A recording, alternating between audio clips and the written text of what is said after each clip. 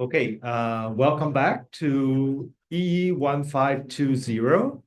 The first thing I would like to announce, I finally upload everything to this link.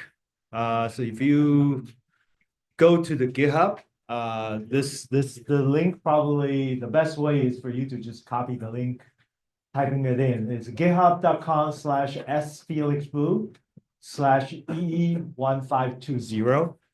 And over there, I have pretty much all the stuff we have went over until this point, including a syllabus over here, and then a bunch of source code. Like last time, we talked about this piece of code, int, whatever. If you remember, we talked about this code. And then we talk about the PowerPoint slide is there already. And then last time we talked about host by order. And today we're probably going to use the stack.c and heap.c to talk about the memory layout. All right. So I want to just put it away for a moment and then I'll come back. Let me bring my PowerPoint.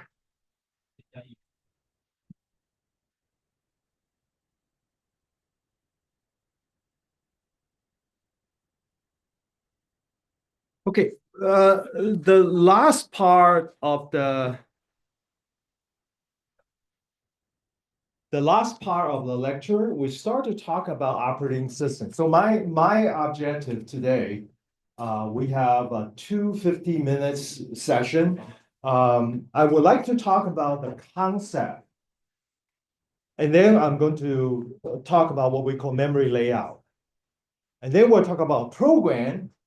We can actually verify what we learned about this concept I talk about in either operating system or memory layout. So this is the beauty about using a Unix operating system to learn C and C++ programming. I would say every single concept you learned about operating system or you learned about the architecture of your whatever memory layout, you can write a program to validate. So that's very important because you have a way, you not necessarily just read a paper or read a spec and say, hey, this spec says this is the truth about your system. As a programmer, that's our mentality. We always say, hey, can I write a program to validate what you just said? That's why I think I mentioned this during the first lecture. If you haven't written the program, you don't know what you're talking about. So that's kind of the mentality I try to reinforce you this semester. Okay, so let's first talk about the operating system, the concept again. This is probably the second time or the first time this semester I have a privilege to use this screen. I'm so happy. All right, so it is. The operating system is a piece of software that's connecting the application running on your device. The device could be your phone or could be your refrigerator, by the way, and could be your laptop or desktop. Could be anything. It's essentially today our computing device are so pervasive, is everywhere, and therefore. Every single of this hardware device that you need to have some sort of operating system, and most likely is going to be Unix-based. For example, Tesla, all the autonomous car, when they control the whole system, is essentially in the middle is the Linux kernel, a potential version of a Linux kernel, but it has certain requirement. It has to be fast. Because when you encounter a situation while you're driving, especially you achieve the level 4, level 5 autonomous driving, the operating system has to be react to the situation in real time. So that's why I look at some of the document about operating system requirement for the autonomous car. I remember this part was Toyota, and they said there's a limit about 2 seconds when there are certain category of information coming in, the system need to make a decision within 2 seconds. So that 2 seconds you can think about is pretty important, but it's also how do I say that? It's safety consideration. Okay. All right, so I have all kind of hardware. I might have a CPU, I might have a GPU, I might have a memory hard drive, and that one is a networking card, NIC. So all this hardware device, they need to be utilized by your application. So in the future, I believe our electronics world is going to be software driven. Okay, the software driven, why is it software driven? Because, for example, when you have a robot, when you have a what we call drone flying on the sky or walking on the street, those are the hardware. And we want to have some way to ask them what they need to do. They have the AI capability. They need to decide under what situation what I need to do. And those kind of things are basically utilize the hardware. Oh, excuse me, do you have a question? Do you have a question? I can hear you conversation. Do you have a question about this class? Okay, all right. Just keep it low if you don't have any question. Okay, thank you. Okay, so your application need to decide what's the status of each of the hardware and decide what to do. And then operating system is a piece of software over here. Last time I showed you, we have about 770 applications that's simultaneously running on my machine. So this is a computer, and then the operating system needs to decide, well, how to manage that. I mean, this is the whole semester or maybe even 2 semesters of courses to understand the internal of the operating system. A typical Linux I learned when I first taught, it's about 2 million lines of C code. So it's a lot of functionality. We're not going through that, but I'm actually going to tell you enough so you will know about the memory structure, because memory layout is one key part of an operating system. And if you talk about AI programming, GPU programming, the whole thing about GPU programming is about memory. It's about how do you copy the memory from your CPU to GPU. Okay, later we'll see that. So the memory technology and how is the interaction between operating system and the memory is actually very, very critical subject I would like you to learn. Okay, so I'm going to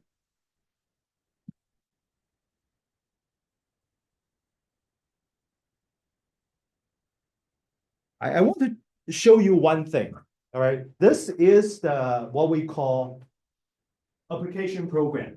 The part that beyond the red bar is the application program, and then below the blue bar is called hardware. So this is similar picture I showed you earlier, and in the middle it shows the internal architecture about an operating system. The reason I want to show you this is that this is operating system developed what we call System 5 R2, Release 2, developed by AT&T Unix. So AT&T was the first organization that created the Unix. By the way, both Unix and C was created in AT&T Bell Lab. This picture was drawn probably in the early 80s or late 70s. So that was about 40 some years ago. Okay, so you can see that you have what we call, one thing I want you to know, there is a one thing called system call interface. Okay, you need to learn there's a system call interface that's related to the application program. And then below you have a file system, you have what we call device driver, and you have a scheduler, you have what we call inter-process communication, and we have something called memory management. Okay, all of them are basically the very important part of that. Okay, so I'm going to show you a different picture. This is a FreeBSD operating system I presented in 2014, but this picture was probably drawn around 2008. So it's about 30 years after from the first picture I just showed you. And look at the architecture. it still has what we call system call interface. Still have system call interface and still have the hardware and in between. So when you have a bus, you can see this layer, you have a driver, device driver. And this part is all device driver. And then you have a file system. You have a file system, and then you have a memory, virtual memory. The only thing that's different is networking. So the difference between the 70 and the 2008 was internet. So internet became really popular around early 90. So now the idea of networking being merged into that. So that's why we start to worry about things like a network by order and host by order. But it's a similar architecture. The important thing is you have a NIC, network interface driver, you have a network protocol, and you have a bunch of other things. Okay, I'm not going through that, but just show you the similarity. By the way, VM here stands for virtual memory, which we're going to talk about. Okay, so you can see that the operating system is quite similar in terms of their internal architecture. It hasn't changed. Even today, the newest Linux architecture more or less follow this architecture. You have a system call interface, you have a hardware. Okay, I want to emphasize the system call interface because when you write a C program, later I'm going to ask you this question. Is this a system call or this is a library function call? So what's the difference between system call and library function call? Because system call allow you to control the hardware. And if you want to touch your hardware in any kind of control fashion, you have to make a system call to do the things with the system. The system, including the hardware, including everything here. That's called system call. And the system call later I will show you in the memory layout. It has a separate region. Okay, so this is the operating system kernel, and you have a system call interface. So whenever you write a program, sometimes you will use regular function call, sometimes you will use system call. Let me see if I can do this very quickly. If let me go back to this window and I will say man malloc. Okay, you probably used malloc before. So okay, man malloc. Did it says anything?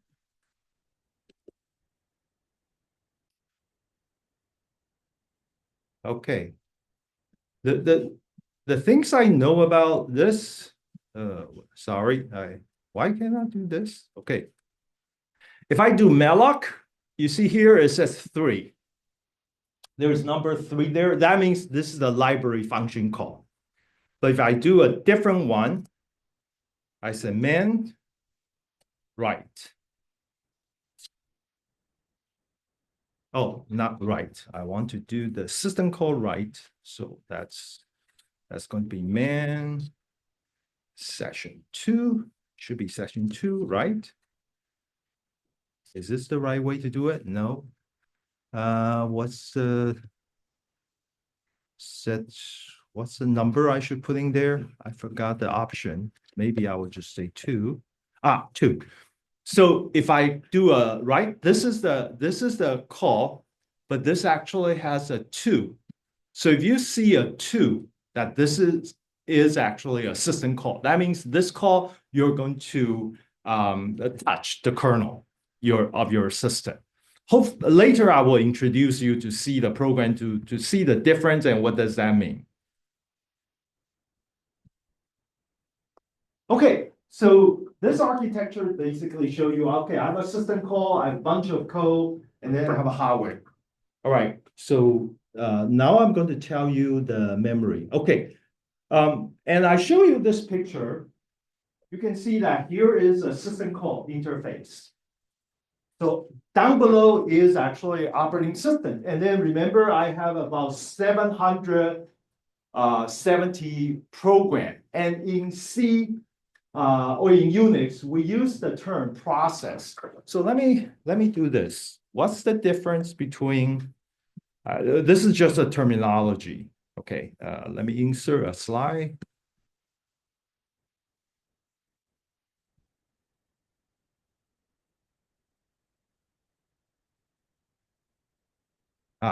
was blocked by. Can I move this? Okay, I can move this. I want to insert a slide. So program versus process. Okay, you probably know what a program is. You have been written a program. Your program is like the program I did last time. I do GCC, and then I said int size dot c.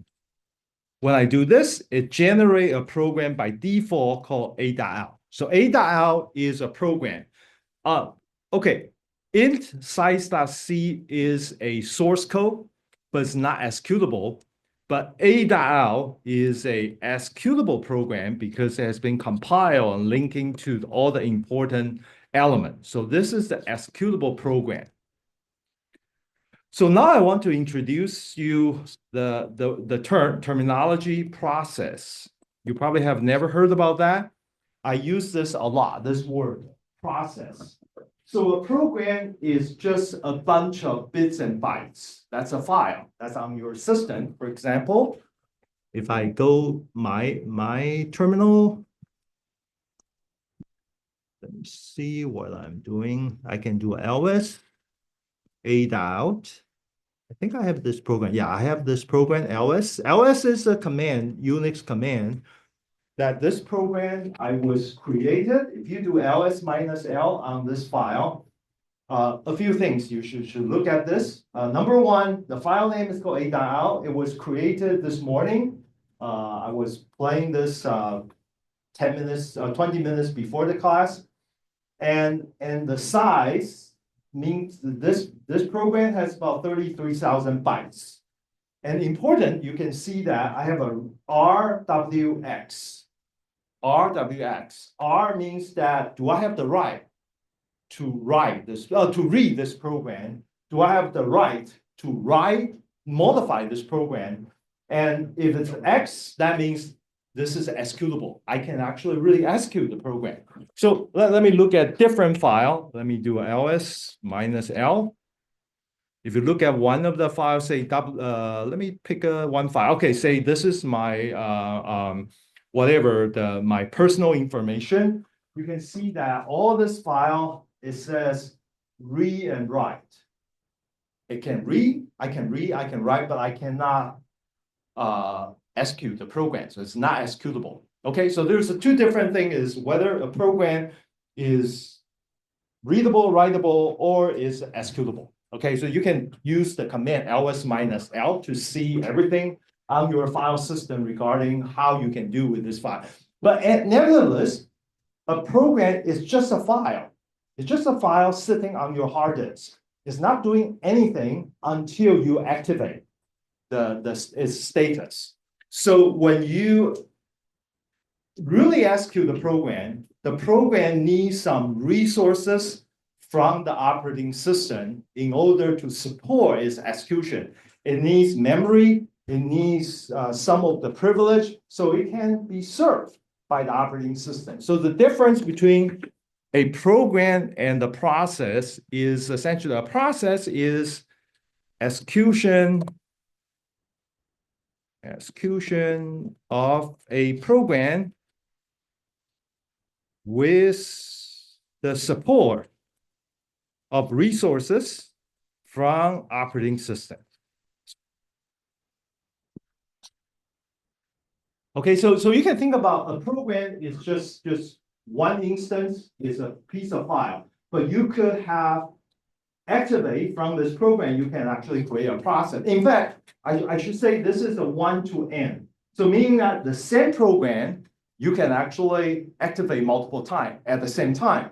Because from the operating system point of view, you just gave me a program, I will actually give you an instance. For example, you're using a web browser.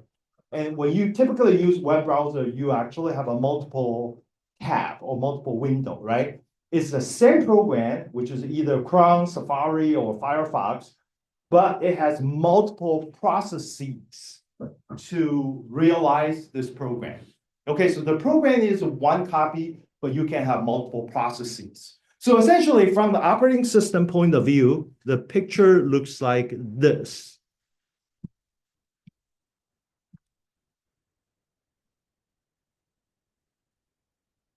Okay, a program looks like this, is that, okay, I have lots of programs running. In my case, it's 770. You can do a PS on your own computer to see how many processes.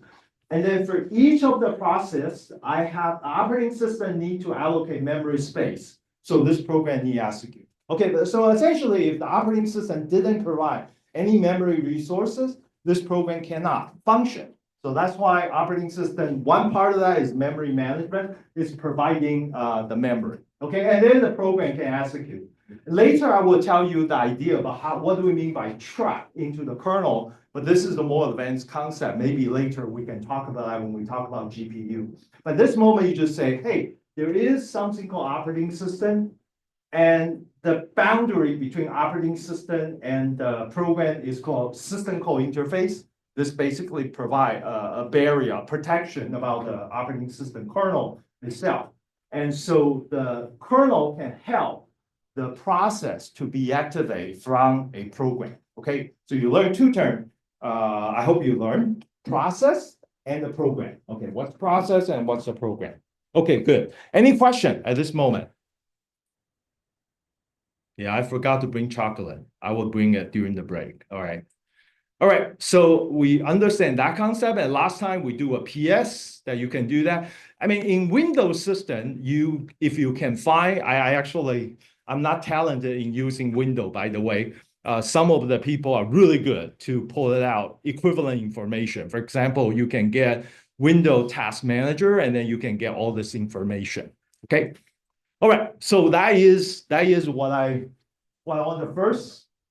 Just using like a 20 minutes to cover the basic concept about operating system. What's the kernel? What's the program? What's the process? So three things: kernel, process, and the program. Okay, three concepts.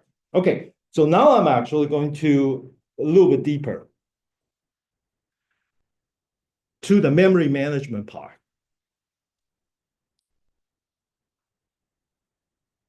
I'm going to start talking about concept of virtual memory. Okay, number one, I should clarify, virtual memory, the concept is a very, very popular and common in all the systems, but there are systems that does not support virtual memory. Especially you have this kind of small computer embedded device, you have a really limited amount of memory and you cannot make an operating system very complicated. So you will simplify the whole thing and do not use the concept virtual memory. So by the way, if I want to implement the feature of virtual memory, I need software to do that. And that software need to run on the platform. So if the platform doesn't have a lot of memory, then I better not use virtual memory management and directly use the physical memory itself. But most of the system, because the modern day, we have a lots of memory, so we will do virtual memory. So let me actually first tell you what is the concept of virtual memory. We'll go down and see what's going on. Okay. In my computer, this is the MacBook. This is exactly the same computer I have here. If you look at the computer, the chip is Apple M3, and I have a memory 48 gigabyte. Okay, I have a memory 48 gigabyte. So you will think, okay, this computer has 48 gigabyte. That seems to me whatever I need to work on this memory. Okay. So, okay, number one, you can think about, my computer had a 48 gigabyte. Long time ago, this is probably 40 years ago, I talk about my first hard drive was 20 megabyte. At that time, my memory is about 256K. My memory was 256K. That's how much smaller? I don't know. It's a huge compared to 48 gigabyte. That was tiny. Okay, so our hardware has a lot of constraint about our memory we have. limited amount of memory. So from the software, from the programmer perspective, do I need to worry about how much memory I have?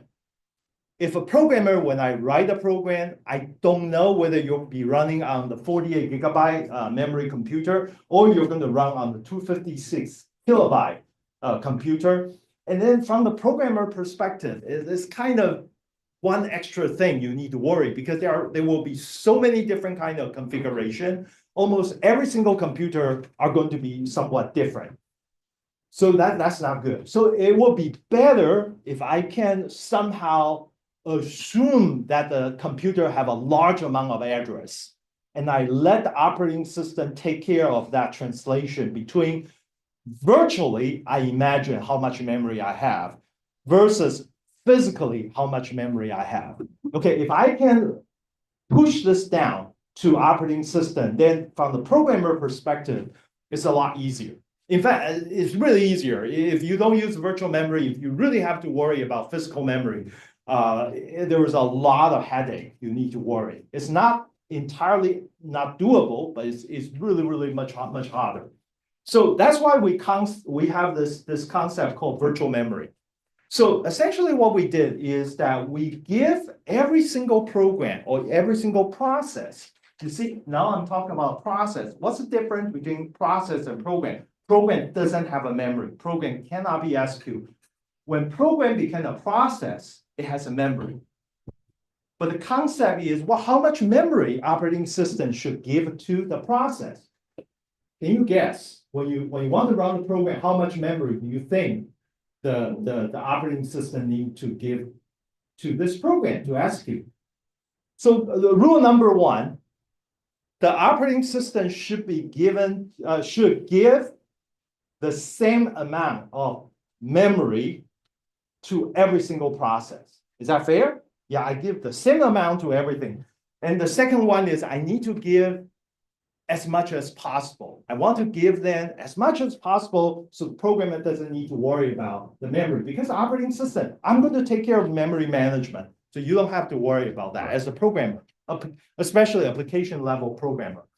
So essentially what we did is this is a virtual memory. Essentially, remember, this is a 64-bit computer. That means the virtual address is 2 to the 64. Remember, we talked about addressability. Memory box addressability is depending on how many, what's the memory address size. Remember, we say in my computer is what, 8 byte.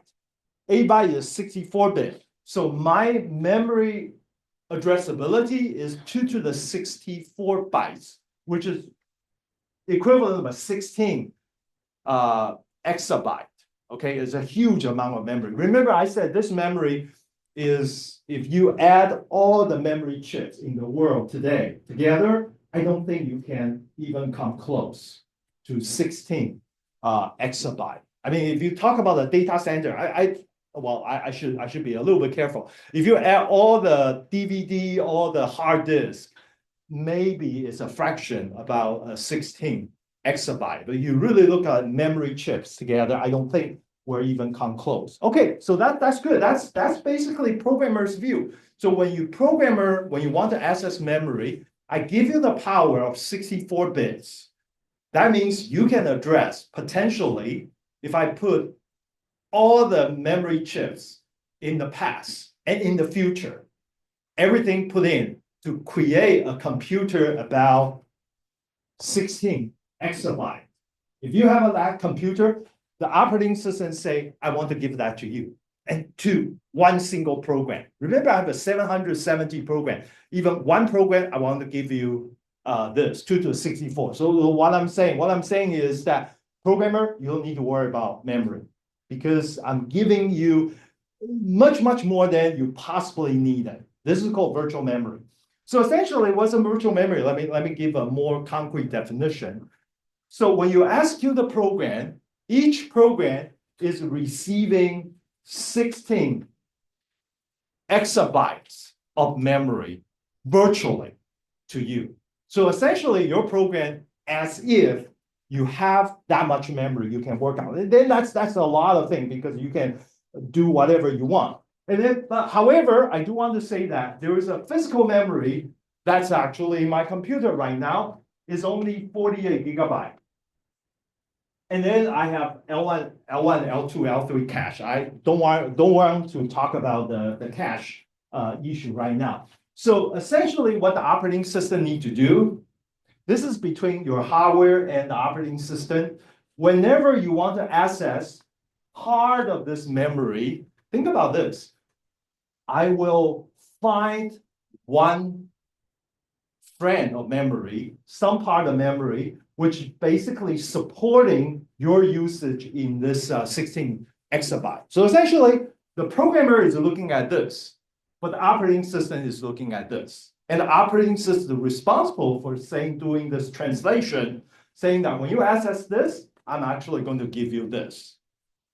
Okay, so now the tricky part is engineering. Now you can see programmer is so relieved. Okay, I have infinite amount of memory I can use.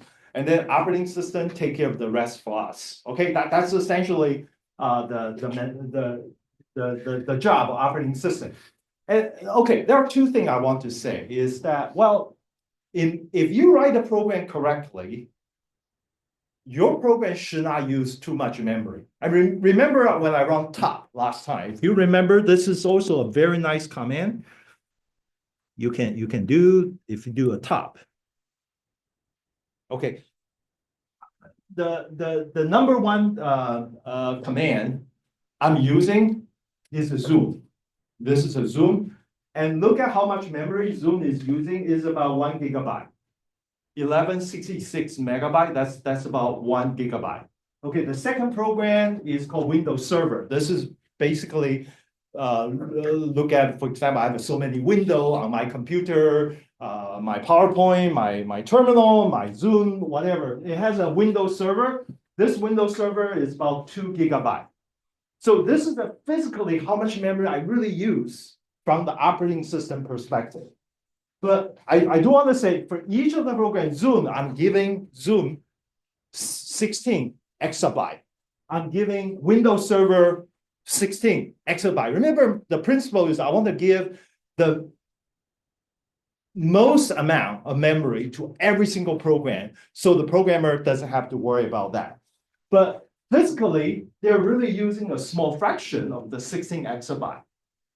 Right? I mean, you don't need to use that much memory. You only use a little bit here, a little bit there. Add together is 1 gigabyte. 1 gigabyte, by the way, is already a lot. Consider 30 years ago, I only have a 256 kilobyte. Okay, so essentially, physically, I'm using really small, but virtually, from the programmer, from the operating system, they play a magic show such that as if your program can enjoy the whole memory in the whole world. And this concept is amazing. When as a Python programmer, you don't have to worry about that. But as a C programmer, you do have to worry about that. I will explain to you later. Just for example, if I'm using 1 gig and my virtual memory is 16 exabyte, and my physical memory is a 48 gigabyte, that's fine. That should be okay because 48 gigabyte, I dedicate one program to 1 gigabyte. That should be fine. Okay. However, if my program has a bug, so sometimes have you noticed that your system kind of lagging or froze? No matter what you do, it's basically there. By the way, I want to actually ask you, what will you do when your computer just frozen, cannot do anything? What will you do? Just break it, right? Yeah, just break it. Okay. Okay. A better solution is basically reset, right? Unplug the power and then try to reset. But in Unix operating system, if your terminal is still available, I can do something. I don't want to kill my Zoom today, but let me do one thing. Let me actually write the program. Let me do this. Sorry.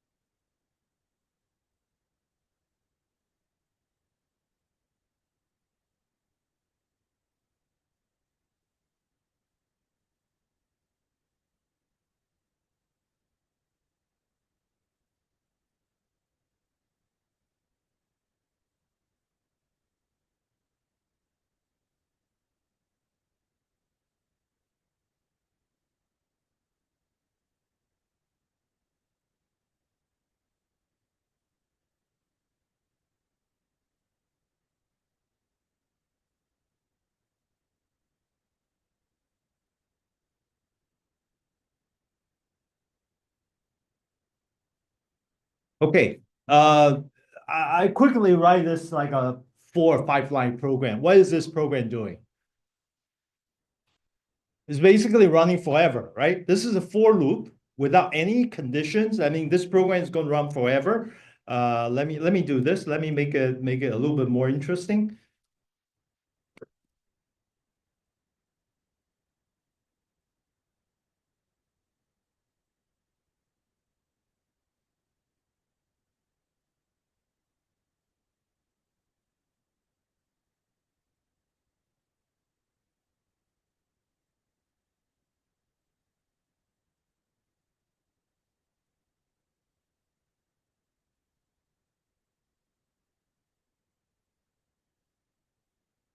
Okay, so I'm actually just basically adding this index I and then print out the value. So let's try to see while it works. This program is not supposed to stop. It will just keep doing.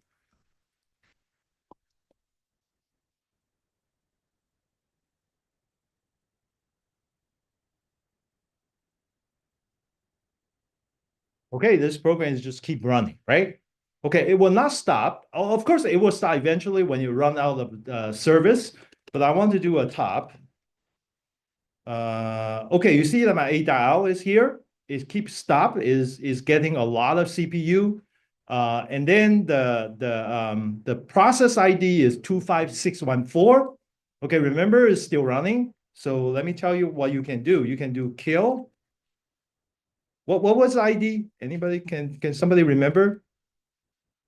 25614. Okay, I can just say kill 25614 and now it's stopped. It was terminated. Okay, so essentially, kill is a system call. When you actually tell the operating system, I want to kill that process because that process is essentially bothering me. I don't know how to stop it. It seems to me is get into this kind of unstoppable situation. So essentially, at that moment, you should just basically kill it. So now you know if you're using Unix operating system, you'll have to turn off your power. You can just go to a terminal and find out the process ID about you. Typically, I use when I use my computer, when I realize the Chrome or the Zoom or the Firefox, they suddenly behave not so well. I use PS or use top to find out what's the process ID. Process ID, remember a program become a process, then the operating system give them memory to take away a lot of resources. So I just say kill that process ID. If sometimes you cannot kill it directly, just say kill -9. Kill -9. Sometimes you see the joke say kill -9. Why? It's a Unix terminology. Kill -9 means that kill it anyway. Because sometimes operating system, are you sure you want to kill this process? It might affect your whatever services. You should say kill -9. That means don't worry about that, just kill. Okay, that's an option. Okay. So just tell you that why that's actually interesting. All right, let's go back to this. Why I'm saying this. You have your program with 64 exabyte. The operating system can give you some part of this 48 gigabyte. So you just keep adding your memory, you keep using it, but somehow you write a program that's actually not correct. That means this memory has, sometimes we use the term memory leak, meaning that this program is doing something unexpected about memory usage. And therefore, at some point, you're going to drain most of the 48 gigabyte. And at this moment, operating system will detect, hey, you're using too much. This is too a big problem. And so the operating system will terminate. And have you ever encountered a situation like called segmentation fault? Last quarter, okay, segmentation fault, that's one kind of memory problem. Segmentation fault, I will explain that it has a design. Okay, for those of you who experienced segmentation fault, do you remember why you got segmentation fault? Okay, let me ask the first question. Okay, I jump ahead too much. How many of you have encountered segmentation fault last semester? Not too many. You have any experience? Seg fault. What is a segmentation fault? Dereference a null pointer is a very common way. So if you have a pointer, and okay, first you have to understand what's a pointer. I assume you know. Okay, so you have a pointer, and then you try to dereference a pointer. But the pointer is null, is never being allocated, and then you will cause segmentation fault. So segmentation fault. Let me see. See, I never. That's a good question. I don't know what's the Chinese word for segmentation fault. Forget it. Okay, I have been programmer for, I don't know, 40 years.